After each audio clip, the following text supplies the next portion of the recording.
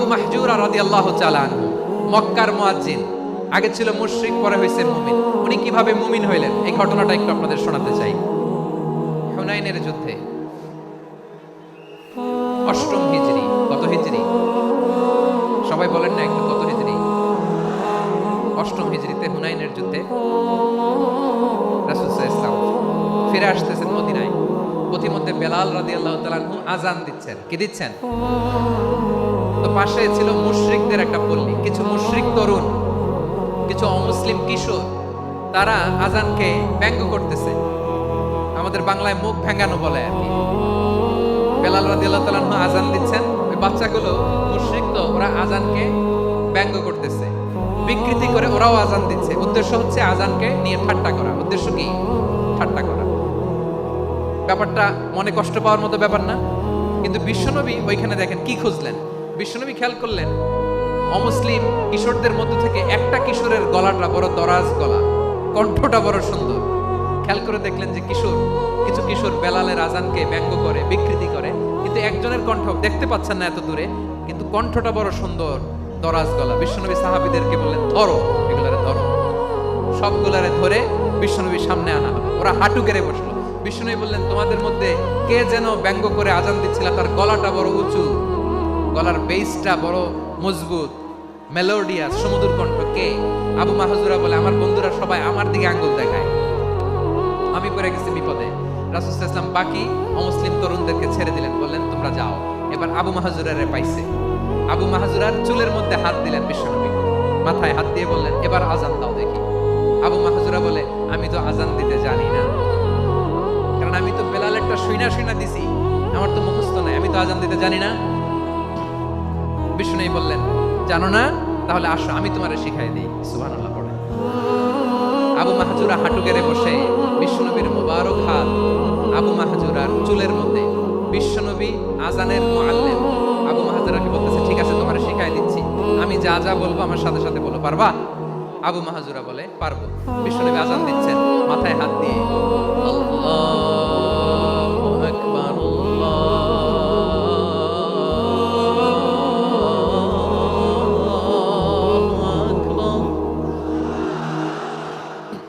আবু মাহজুরা এই বাক্যটা বললেন। বিশ্বনবী দ্বিতীয় বাক্য করতে আরম্ভ করলেন, আল্লাহু আকবার,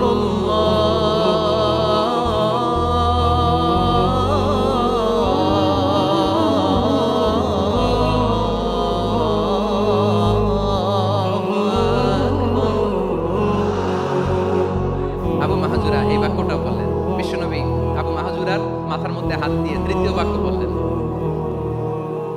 আশহাদু আল্লা ইলাহা ইল্লাল্লাহ,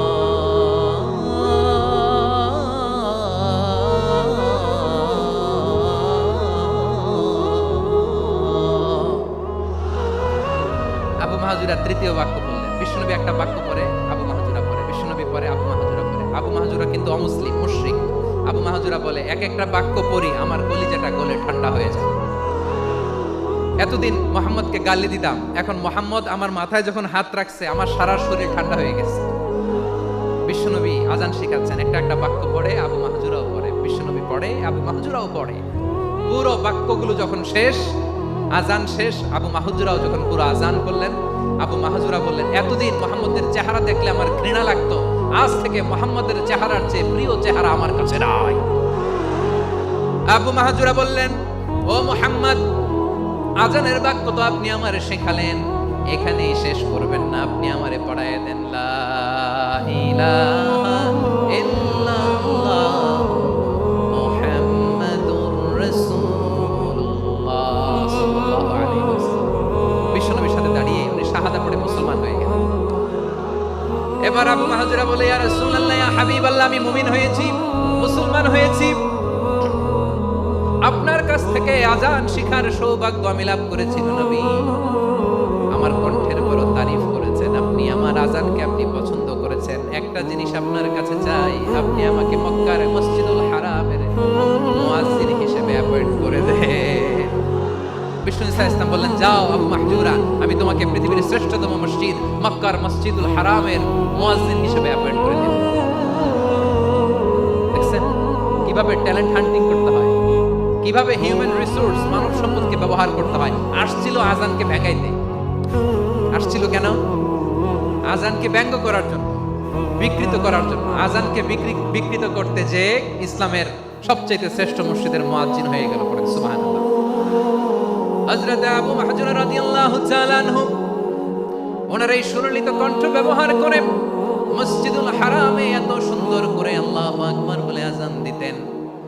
মানুষগুলোর, মুসল্লিগুলোর, মক্কাবাসীর হৃদয়কে তিনি বিগলিত করে দিতেন। মানুষের হৃদয়কে ঠান্ডা হয়ে যেত। শুধু এখানেই শেষ না আমার যশোরের ভাইয়েরা। বিশ্বনবী যখন সাইয়েদনা আবু মাহজুরা রাদিয়াল্লাহু তাআলা আনহুকে আজান শেখাচ্ছিলেন, বলেন তো বিশ্বনবীর হাতটা কোথায় ছিল? আবু মাহজুরার মাথার সামনে, এই চুলের উপরে ছিল। আবু মাহজুরা ওই স্মৃতিটাকে ধারণ করবার জন্য, ওই স্মৃতিকে বহন করার জন্য বিশ্বনবীর মোবারক হাত আবু মাহজুরার কপালের চুলের যেই জায়গায় লেগেছে, মৃত্যুর আগের দিন পর্যন্ত আবু মাহজুরা মাথার ওই চুলে কোনদিন ছুরি আর কামার লাগায় নাই, সেখানে কেচি লাগায় নাই, চুলের মধ্যে খুর লাগায় নাই। আবু মাহজুরা ডান দিকের চুল কাটতো, বাম দিকের চুল কাটতো, পেছনের চুল কাটতো, সামনের চুল কাটতো না। আবু মাহজুরা রাদিয়াল্লাহু তাআলা আনহুর সামনের চুলগুলো বড় হতে হতে যখন এত বড় হয়ে যায়, তিনি চুলগুলো পেঁচিয়ে মাথার মধ্যে রাখতেন। তারপরে তিনি পাগড়ি পরতেন। সবাই জিজ্ঞেস করতো, আবু মাহজুরা এটা আবার কেমন স্টাইল? দেখতে তোমার কি বিদঘুটে লাগে?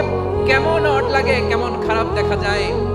মক্কায় এমন কোন মানুষ তো দেখি নাই, ডানে চুল কাটে, বায়ে চুল কাটে, পেছনে চুল কাটে, সামনে কাটে না। ওরে আবু মাহজুরা কেমন দেখা যায় তোমারে? তুমি সামনের চুল কাটো না কেন? আবু মাহজুরা বলে, আমি হাঁটু গেড়ে পেয়ারা নবীর সামনে বসেছিলাম, আমার এই মাথার চুলের মধ্যে মুবারক হাত লাগিয়ে বিশ্বনবী নিজে আমাকে আজানের প্রতিটা বাক্য শিক্ষা দিয়েছেন। বিশ্বনবীর মুবারক হাত, পবিত্র হাত আমার মাথার চুলের যেই জায়গায় লেগেছে, আমি চাই ওই চুলগুলা নিয়ে আমি আমার কবরের ভিতরে যাব। সাইয়েদনা আবু মাহজুরা রাদিয়াল্লাহু তাআলা আনহু ইন্তেকালের আগের পর্যন্ত মাথার সামনের চুলগুলা কাটে নাই। মাথার সামনের চুল তিনি কাটেন নাই। সুবহানাল্লাহি বিহামদি। কেমন ভালোবাসতেন বিশ্বনবী সাহাবীদেরকে, সাহাবারা কেমন ভালোবাসতেন বিশ্বনবীকে। সামনের চুলগুলো বড় হতে হতে এত বড় ছিল, পেঁচিয়ে রেখে পাগড়ি কাটতেন না, নবীর হাত লেগেছিল। সুবহানাল্লাহ পড়েন। তাহলে what is the lesson? Moral of the story কি? মোরাল অফ দ্য স্টোরি হচ্ছে, আসছিল আজানকে ব্যঙ্গ করার জন্য, বিকৃত করার জন্য, হয়ে গেল মসজিদুল হারামের মুয়াজ্জিন। দেখেন বিশ্বনবী একটা খারাপ সিচুয়েশনের মধ্যে থেকে কি ভালো জিনিস বের করে আনলেন। আমি যে শুরুতে বলেছি কিভাবে তিনি হিউম্যান রিসোর্সকে ডেভেলপ করেছেন, ম্যানেজ করেছেন।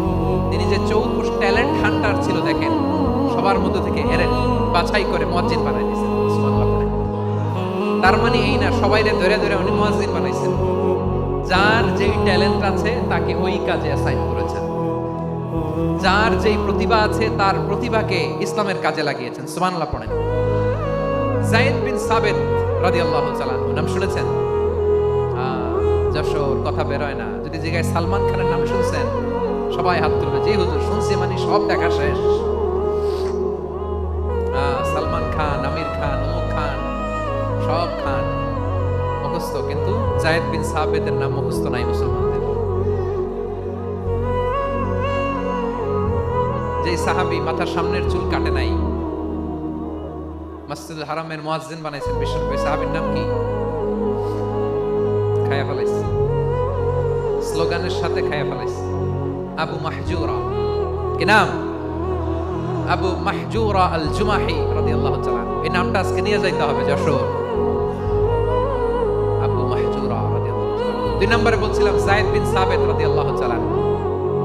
বিশ্বনবী দেখলেন মদিনার এই আনসারী সাহাবী হাইলি ট্যালেন্টেড, ইন্টেলেকচুয়াল, মেরিটোরিয়াস, জ্ঞানের প্রতি তার আকর্ষণ, মারাত্মক আকর্ষণ। বিশ্বনবী তাকে দায়িত্ব দিলেন, কোরআন যা নাজিল হয় তুমি লিখো, কাতিবুল ওহী বানাই দিলেন। সুবহানাল্লাহ।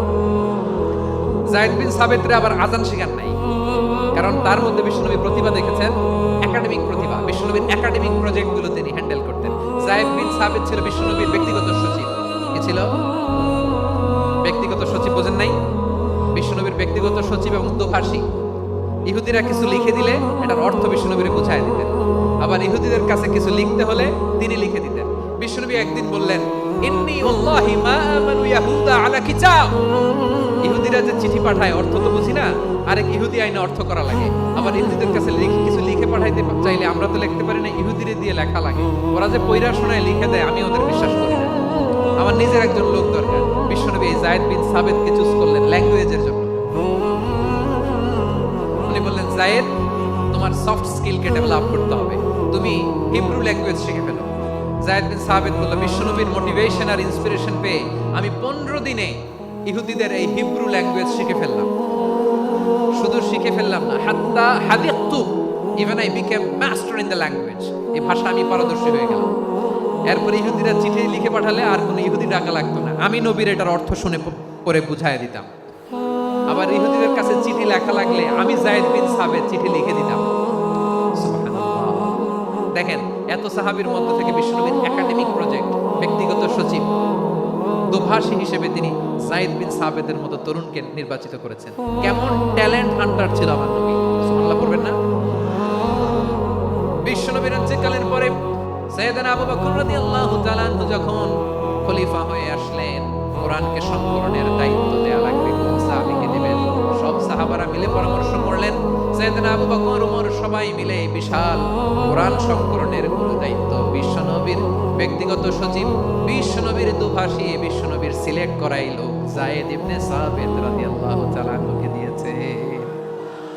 কোরআনের কবি তো আজকে এখানে রাখে নাই। এই যে আজকের যে কোরআন পড়েন, এটা আগে এরকম ছিল না। কোরআন নাজিল হলে সাহাবারা ওটের চামড়ায় লিখে ফেলত, ওটের গাছের গুড়ির মধ্যে লিখে ফেলত, বিভিন্ন জনের কাছে ছড়ানো ছিটানো ছিল। আবু বকর রাদিয়াল্লাহু তাআলা আনহু একসাথে করলেন, পরবর্তীতে ওসমান রাদিয়াল্লাহু তাআলা আনহু একসাথে করলেন। 114 সূরার এখন এই মুসহাফ, এই কম্পাইলেশন, এই কপি আমরা পেয়েছি, যার হিউজ কন্ট্রিবিউশন ছিল। এই পুরো কোরআন কম্পাইলেশনের প্রজেক্ট ম্যানেজার ছিল যায়েদ বিন সাবিত রাদিয়াল্লাহু তাআলা। কোরআন কম্পাইলেশনের প্রজেক্ট ম্যানেজার, দেখেন উনারে মাথায় হাত দিয়ে আজান শেখায় নাই, সুবহানাল্লাহ কইবেন না? তাহলে প্রথম সাহাবী আবু মাহজুরাকে মুয়াজ্জিন বানাইলেন, যায়েদ বিন সাবিতকে ব্যক্তিগত সচিব আর দোভাষী বানালেন, মুসআব ইবনে উমাইর রাদিয়াল্লাহু তাআলা আনহুকে ইসলামের প্রথম অ্যাম্বাসেডর বানালেন। তাহলে তৃতীয় নম্বর একজন সাহাবীর নাম বলছি, মুসআব ইবনে উমাইর। মুসআব কি নাম? নামটা কেমন লাগে? He was the first ambassador in Islam. ইসলামের প্রথম ডিপ্লোম্যাট, প্রথম কূটনৈতিক, ইসলামের প্রথম কূটনৈতিক, ইসলামের প্রথম ডিপ্লোম্যাট, প্রথম অ্যাম্বাসেডর মুসআব ইবনে উমাইর। মক্কার তরুণ যুবক, উনি পারফিউম লাগাইলে মানুষ দেখলেই বুঝতো এটা মুসআব লাগাইছে। এমন ড্যাশিং ফেসের ছিল, এমন স্মার্ট ড্যাশিং ফেস, এমন পার্সোনালিটির মানুষ ছিল মুসআব রাদিয়াল্লাহু তাআলা। কারণ যিনি ইসলামের স্পোকম্যান হবেন, মুখপাত্র হবেন, তার স্মার্ট হওয়ার দরকার আছে না নাই? আকাবার প্রথম শপথ যখন হলো, তাদের সাথে বিষ্ণু ইসলাম মদিনাতে একজন মুখপাত্র পাঠালেন, ডিপ্লোম্যাটকে পাঠালেন, অ্যাম্বাসেডর অফ ইসলাম, তিনি হচ্ছেন মুসআব ইবনে উমাইর। সুবহানাল্লাহ। বিশ্বনবী দেখলেন সে অনেক স্মার্ট, তার ডেডিকেশন আছে, সিনসিয়ারিটি আছে, এবং মদিনায় যে আউস খাজরাজ গোত্রের নেতাদের সাথে ডিল করতে হবে, ইহুদিদের সাথে ডিল করতে হবে, ওখানে একজন পাক্কা জানু খেলোয়াড়ের দরকার আছে না নাই? মুসআব ইবনে উমাইর রাদিয়াল্লাহু তাআলা আনহু, ওনাকে বিষ্ণু ইসলাম চুজ করলেন। এবং বিষ্ণু ইসলামের এই চুজিংটা, এই সিলেকশনটা এত সুন্দর ছিল, তিনি মদিনাতে যে বিশ্বনবী আসার আগেই মদিনার জমিনকে তিনি উর্বর করে ফেলছেন। প্রতিটা ঘরে ঘরে কালিমার দাওয়াত তিনি পৌঁছায় দিয়েছেন। জুমার বিধান নাজিল হয়েছে, কিন্তু মক্কায় পরিবেশ নাই জুমা পালনের। বিষ্ণু ইসলাম একজনকে দিয়ে খবর পাঠালেন, যাও মদিনায় মুসাবকে যে বলো, মুসাব তো আমার শিক্ষক, আমার স্পোকম্যান, মদিনাতে যেন তারা জুমা কায়েম করে। বিশ্বনবীর আগেই মুসআব মদিনার মুসলিমদেরকে নিয়ে মদিনায় প্রথম জুমা কায়েম করে ফেলছে। সুবহানাল্লাহ। ডিপ্লোম্যাটদের কেমন হইতে হয়, অ্যাম্বাসেডরের কেমন হইতে হয়, মুসআব রাদিয়াল্লাহু তাআলা আনহুর কাছ থেকে শিখে নাও। মুসআব নামটা কেমন লাগে? যশোর যাদের সন্তান হবে, ছেলে সন্তান, আমার রাস্তায় পাইলে সবাই জিজ্ঞেস করে, হুজুর একটা নাম দেন, আমার ছেলে হবে। যশোরবাসীর জন্য আমি একটা নাম দিয়ে দিলাম, নাম রাখতে হবে মুসআব। কি নাম? নামটা যাদের ভাল লাগে, ছেলে সন্তান অনাগত আসবে, মনে চাইলে নাম রেখে দিবেন মুসআব রাদিয়াল্লাহু তাআলা আনহু নামে মুসআব। তাহলে মুসাব রাদিয়াল্লাহু তাআলা আনহুকে বিশ্বনবী ল্যাঙ্গুয়েজ শেখান নাই, সফট স্কিল শেখান নাই। যায়েদ রাদিয়াল্লাহু তিনি হিব্রু ল্যাঙ্গুয়েজ শিখেছেন, সুরিয়ানি শিখেছেন, কিন্তু মুসাবকে তিনি বানিয়েছেন spokesman of Islam, the first diplomat, the ambassador of Islam. সুবহানাল্লাহ পড়বেন না? আব্দুল্লাহ ইবনে আব্বাস রাদিয়াল্লাহু তাআলা বিশ্বনবীর কাজিন, চাচাতো ভাই। আবার মাইমুনা রাদিয়াল্লাহু তাআলা আনহু, মাইমুনা নবীর স্ত্রী, তিনি ছিলেন আব্দুল্লাহর আপন খালা। তো নবীর বউ যদি ওনার খালা হয়, নবী তার কি বুঝে নাই, নবী তার কি খালু। তাহলে সম্পর্ক অনেক গভীর, কাজিন আবার খালু। ছোট্ট মানুষ, তাই রাতে মাঝে মাঝে ঘরে থাকতো। বিশ্বনবী দেখলেন আব্দুল্লাহ যেহেতু আমার ঘরে ঢুকতে পারে, আব্দুল্লাহরে এই উম্মতের বড় শিক্ষাবিদ বানাইতে হবে। কথা বোঝে নাই? আব্দুল্লাহকে কি বানাইতে হবে? শিক্ষাবিদ, এডুকেটর অফ দিস উম্মাহ, এই উম্মার শিক্ষাবিদ বানাইতে হবে। তাই আব্দুল্লাহ ইবনে আব্বাসকে বিশ্বনবী হাতে কলমে শিক্ষা দিয়েছেন। আব্দুল্লাহ ইবনে আব্বাস রাদিয়াল্লাহু তাআলা ওনাকে বিশ্বনবী হাতে কলমে শিক্ষা দিয়েছেন, যেহেতু উম্মতের শিক্ষাবিদ হবে, এডুকেটর হবে। তো বিশ্বনবী রাতে যখন তাহাজ্জুদ পড়তেন, ছোট্ট আব্দুল্লাহ ঘরে থাকতো। বুঝতে পেরেছেন? ছোট্ট মানুষ তো ঘরে থাকতো। তো বিশ্বনবী তাহাজ্জুদের জন্য একবার দাঁড়িয়েছেন, ছোট্ট আব্দুল্লাহ ওযু করে দাঁড়াইছে। আচ্ছা বলেন তো, ইমাম আর মুসল্লি মোট যদি দুইজন হয়, একজন ইমাম একজন মুসল্লি, তো মুসল্লি ইমামের কোন দিকে দাঁড়াবে? ডানে দাঁড়াবে। ছোট্ট আব্দুল্লাহ বুঝে নাই, বিশ্বনবী তাহাজ্জুদ শুরু করেছেন, উনি একতেদা করছেন আর দাঁড়াইছেন বায়ে। কোথায় দাঁড়িয়েছেন? আব্দুল্লাহ বলেন, যখন আমি বায়ে দাঁড়ালাম, আখাযা রাসূলুল্লাহ সাল্লাল্লাহু আলাইহি ওয়াসাল্লাম উযুনি আল ইউমনা ইয়াফতিলুহা, বিশ্বনবী নামাজরত অবস্থায় আমার কান ধরে টেনে আমার ডান দিকে এনে দাঁড় করায় দিলেন। পড়েন সুবহানাল্লাহ। দেখেন হাতে কলমে শিক্ষা। আর জীবনে ভুলাবে? কথা কয় না, আর ভুলাবে? আর ভুল হবে না। এভাবে বিশ্বনবীর অনেক সঙ্গ পেয়েছেন, সফর করেছেন, একই বাহনে বসেছেন, এক বাহনে বসে লম্বা নসিহত করেছেন, বলেছেন ইয়া গোলাম ইহফাদিল্লাহ ইয়াহফাজকা, ইহফাদিল্লাহ তাজিদহু তুজাহাক, ইদা সাআলতা ফাসআলিল্লাহ ওয়া ইদা ইসতাআনতা ফাসতাঈন বিল্লাহ। আল্লাহর বিধান মানো, আল্লাহর বিধান রক্ষা করো, আল্লাহ তোমায় রক্ষা করবে। আব্দুল্লাহ, চাইতে হলে আল্লাহর কাছে চাও, সাহায্য চাইতে হলে আল্লাহর কাছে সাহায্য চাও। মনে রাখো, গোটা বিশ্বের সবাই যদি তোমার সাহায্য করতে চায়, ততটুকুই করতে পারবে যতটুকু আল্লাহ তোমার নসিবে রেখেছে। গোটা বিশ্ব যদি তোমার বিরুদ্ধে ষড়যন্ত্রে দাঁড়িয়ে যায়, ক্ষতি ততটুকু করতে পারবে যতটুকু তোমার জন্য বরাদ্দ আছে। এর বাইরে কিছু করতে পারবে না। আওয়াজ করে বলেন ঠিক কি না? এভাবে হাতে কলমে শিখিয়েছেন, বিশ্বনবীর সঙ্গ পেয়েছেন। ওনাকে বিষ্ণু ইসলাম শিক্ষাবিদ, এডুকেটর অফ দিস উম্মাহ হিসেবে সিলেক্ট করেছেন, হাতে কলমে শিখিয়েছেন। বিশ্বনবী একবার প্রকৃতির ডাকে সাড়া দিয়ে এসেছেন। এখন কি করতে হবে? নামাজের জন্য ওযু করতে হবে।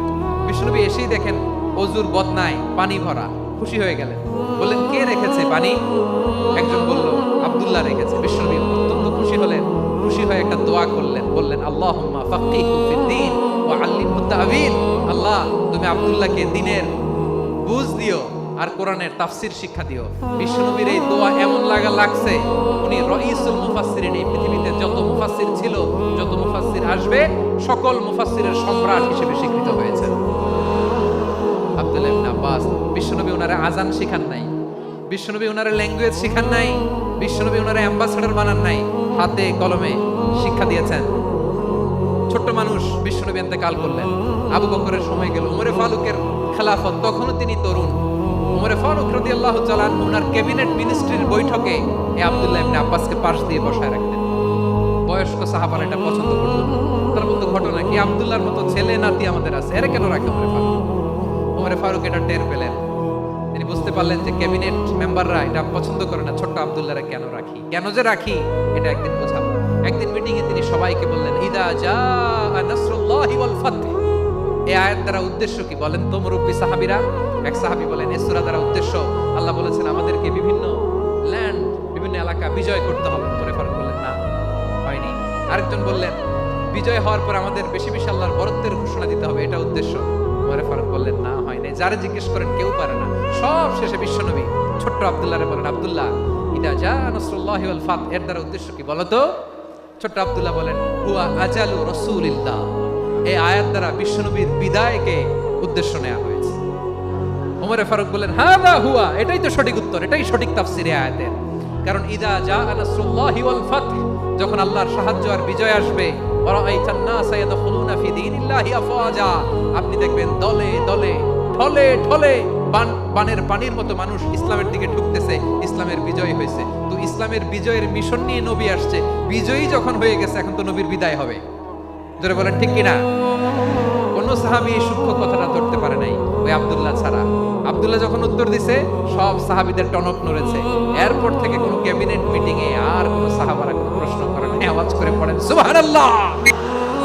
বিশ্বনবী আব্দুল্লাহ ইবনে আব্বাসকে এডুকেটর অফ দ্য উম্মাহ, উম্মার শিক্ষাবিদ হিসেবে গ্রহণ করেছেন। আওয়াজ করে পড়তে হবে আল্লাহু আকবার।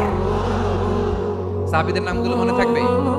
1 নম্বরে আবু মাহজুরা, মুয়াজ্জিন বানাইছেন। যায়েদ ইবনে সাবিত, দোভাষী, ট্রান্সলেটর অফ প্রফেট, এবং তিনি ছিলেন বিশ্বনবীর ব্যক্তিগত সচিব। মুসআব ইবনে Umair, the first ambassador and diplomat of Islam.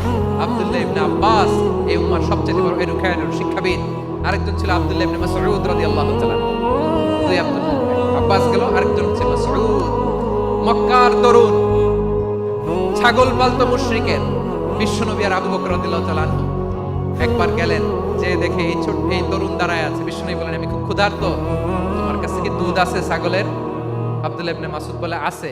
ওয়ালাকিন আনা মু'তামান, যে দুধ আছে এটা আমানতের, আমি দিতে পারবো না। বিশ্বনবী এইটা শুনেই তারা টার্গেট করে ফেলছে। আনা মু'তামান, দুধ আছে কিন্তু এটা আমার মালিকের, আমি তো দরদ দেখাই, আমার মালিকের দুধ, আপনি পথিক, আপনারে দিতে পারি না। বিশ্বনবী টার্গেট করে ফেলছেন, এরে আমার কাজে লাগাইতে হবে। বিশ্বনবী বললেন, ঠিক আছে দুধ দিও না, কিন্তু এমন ছাগি আছে কিনা যেই ছাগির সাথে কোনো ছাগলের মিলন হয় নাই, তার ওলানে দুধও আসে নাই, বাচ্চাও নাই, এরকম ছাগির থেকে যদি আমি দুধ খাই তাহলে তো সমস্যা নাই। বলতেছে এরকম ছাগির থেকে দুধ খাইলে সমস্যা নাই, কারণ এরকম ছাগির ওলান থেকে দুধ আসবেও না। বলতেছে ঠিক আছে, এরকম একটা ছাগি নিয়ে আসো। নিয়ে আসা হলো। বিশ্বনবী বিসমিল্লাহ বলে ওই ছাগির ওলানে হাত দিলেন। হাত দিতে দেরি, পুরো ওলানটা দুধে ভরে যেতে দেরি হয় না। বিশ্বনবী আর আবু বকর রাদিয়াল্লাহু তাআলা দহন করে পেট ভরে খেলেন। এই দৃশ্য আব্দুল্লাহ ইবনে মাসউদের হৃদয়ে দাগ কাটলো। এই মুজিজা দেখে তিনি বললেন, আশহাদু আল্লা ইলাহা ইল্লাল্লাহ ওয়া আশহাদু আন্না মুহাম্মাদুর রাসূলুল্লাহ। তিনি ষষ্ঠ মুসলিম ছিলেন, 6 নম্বর মুসলমান। ওনাকে টার্গেট করে বিশ্বনবী দেখলেন এমন ইন্টেলেকচুয়াল ব্রেন, উনি সূক্ষ্ম সূক্ষ্ম জিনিস বুঝে বেশি, ফিকহি জ্ঞান ওনার মধ্যে বেশি। বিশ্বনবী ওনাকে কোরআনের জ্ঞান শিক্ষা দিতে লাগলেন। উনি বিশ্বনবী সবার কাছে কোরআন শোনায়, কিন্তু বিশ্বনবী নিজে আব্দুল্লাহ ইবনে মাসউদের কাছ থেকে কোরআন শুনতো। বিশ্বনবী একবার বললেন, ইকরা আলাইয়া ইয়া মাসউদ, ইবনে মাসউদ একবার শোনাও তো কোরআন দেখি। আব্দুল্লাহ ইবনে মাসউদ বলে, আকরাউ আলাইকা ওয়া আলাইকা উনজিল, নবী আপনার উপর কোরআন নাজিল হয় আর আমি আপনার সামনে কোরআন পড়ব। বিশ্বনবী বললেন, ইন্নী উহিব্বু আন আসমাআহু মিন গায়রি, আমি নিজে পড়তে যেমনি ভালোবাসি, অন্য পড়ুক আমি শুনবো, এটাও আমি ভালোবাসি। সূরা নিসা তিনি তেলাওয়াত করে শুনিয়েছেন। এমন সূক্ষ্ম সূক্ষ্ম বিষয় বিশ্বনবী ওনাকে ধরিয়ে দিয়েছেন। উনি হয়ে গিয়েছেন আব্দুল্লাহ ইবনে আব্বাস, হয়েছেন রাইসুল মুফাসসিরিন, উনি হয়ে গিয়েছেন ফাকিহুল উম্মাহ। ওনার চাইতে বড় ফকি এই পৃথিবী আর দেখবে না। চিল্লায়ে বলেন সুবহানাল্লাহ। উনি বলতেন, ওয়াল্লাহি ওয়াল্লাহি ইল্লাযী লা ইলাহা গায়রু মা উনজিলাত সূরাতুন ইল্লা ওয়া আনা আ'লামু আইনা উনজিলাত ওয়া ফিমা উনজিলাত। বিশ্বনবী এমন ভাবে কোরআনের দার্স আমাকে দিয়েছেন, কোরআনে যত সূরা নাজিল হয়েছে, যেখানে নাজিল হোক না কেন আমি জানি এটা কোথায় নাজিল হয়েছে এবং কোন প্রেক্ষাপটে নাজিল হয়েছে।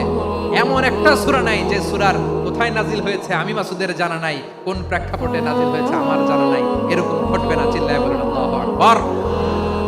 এই আব্দুল্লাহ ইবনে মাসউদ রাদিয়াল্লাহু তাআলা ওমর ফারুকের সময় কুফার চিফ জাস্টিস ছিলেন। কুফা নগরের চিফ জাস্টিস। চিফ জাস্টিস বুঝেন নাই? বিচারপতি। কি ছিলেন? সবাই বলে নাই, কি ছিলেন? বিচারপতি ছিলেন। এবং ওনার যে ফিকহি জ্ঞানের ধারা, এটাই আলকামা, ইব্রাহিম আন-নাখাই, হাম্মাদ ইবনে সুলাইমান হয়ে ইমাম আবু হানিফা পর্যন্ত পৌঁছেছে। এবং ওনার ফিকহি জ্ঞানের ধারাই হানাফি মাযহাবে অ্যাকসেপ্ট হয়েছে। আজও এগুলো হানাফি মাযহাবে চর্চিত হয়। হানাফি মাযহাবের সব ফিক আব্দুল্লাহ ইবনে মাসউদের ফিকহি জ্ঞানের ধারা থেকে নেওয়া হয়েছে। চিল্লায়ে পড়েন সুবহানাল্লাহ। তাহলে উনাকে বিশ্বনবী বানিয়েছেন জুরিস্ট, আইনবিদ, ফকিহ। উনারে আজান শিখান নাই। হিউম্যান রিসোর্স ডেভেলপমেন্ট কিভাবে করবেন, মানব সম্পদের উন্নয়ন কিভাবে করতে হয়, কিভাবে যার যেখানে প্রতিভা কাজে লাগাতে হয় উনি দেখিয়েছেন। সুবহানাল্লাহ পড়বেন না? খালিদ বিন ওয়ালিদ নাম শুনছেন? কে কে শোনেন নাই হাত তোলেন। কি ছিলেন? বীর যোদ্ধা ছিলেন খালিদ বিন ওয়ালিদ, কিন্তু তিনি ইসলাম ধর্ম গ্রহণ করেছেন অনেক দেরিতে, 8ম হিজরিতে। তার মানে 8ম হিজরির আগে উনি মুশরিকদের পক্ষে লড়াই করেছেন। ওনার হাতে কত মুসলিম সাহাবী যে নিহত হয়েছে হিসাব নাই। বিষ্ণুনবী টার্গেট করে রাখছে, তুমি আমাদের মুসলিমদের এত ক্ষতি করলা, তুমি যখন মুসলমান হবা তোমারে দিয়ে আমি এমন কাম করাবো যে এটা আর কেউ করতে পারবে না। সুবহানাল্লাহ। নাই, যশোর ক্লান্ত হয়ে গেছে।